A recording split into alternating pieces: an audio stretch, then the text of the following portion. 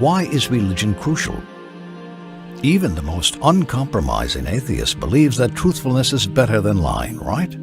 The most uncompromising atheist believes that faithfulness is better than betrayal, right?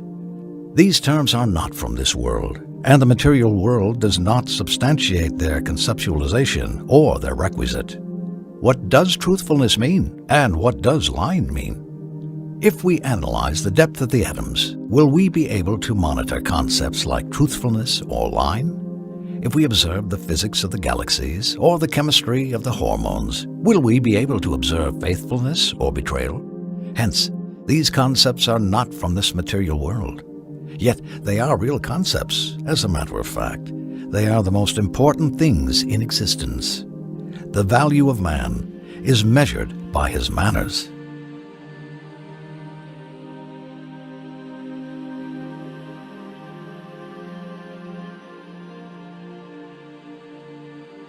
Not his material size, or the number of his atoms, or the level of energy in his cells. The value of man is recognized by how deeply he complies with the divine obligations within himself. There is a good man and an evil man, but there is no good mountain and evil mountain. There is no faithful planet and unfaithful planet. It is only man who can uphold values, purpose, and meaning. It is only man who can perceive existence.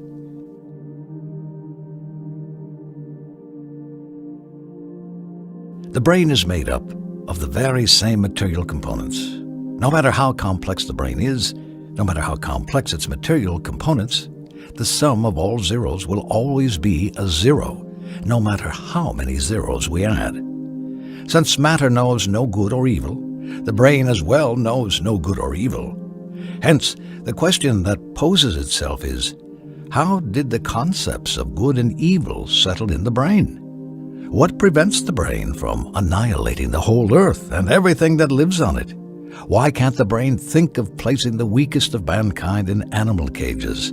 Why can't the brain get rid of all the sick and handicapped, so as to leave only the highly efficient, like the Nazi project Achtung T4? The material brain does not know if any of the above actions is good or bad, because the brain is completely indifferent when it comes to morals.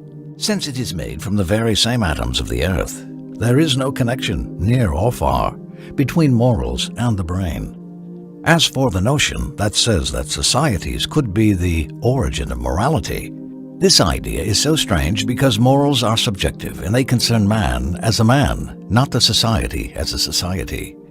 If any of this was true, and morals have originated from the society, the Nazis would have been right in disposing of all others, since this is what the society would want.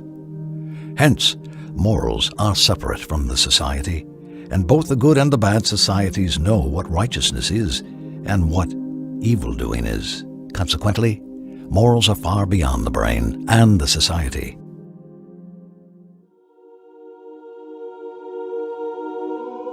Religion is the only thing that gives a rationalization for manners, the only thing that gives morals their distinctive character. Morals can only be perceived within the framework of divine accountability, and religion is the only vivacious entity in the whole existence, since it is the only guidance we have to the purpose of existence. Through religion, we know why we are here, what follows death, what existence means, and what is needed from us. Without religion, the universe will regress to total blindness and nihilism. Ibnul Qayyim, may Allah have mercy on him, says, "There is no pathway to happiness or well-being in this life or the afterlife except that which is pointed to us by the prophets. There is no way to distinguish the good from the bad in details except through them. The satisfaction of the Creator can never be attained except at their hands. Their guidance and way of living is our only herald to good morals, deeds, and words. This whole world is pitch black and damned except for where the sun of the revelation shone." Without the divine revelation, we would not know the purpose of existence, the meaning of goodness, or its value.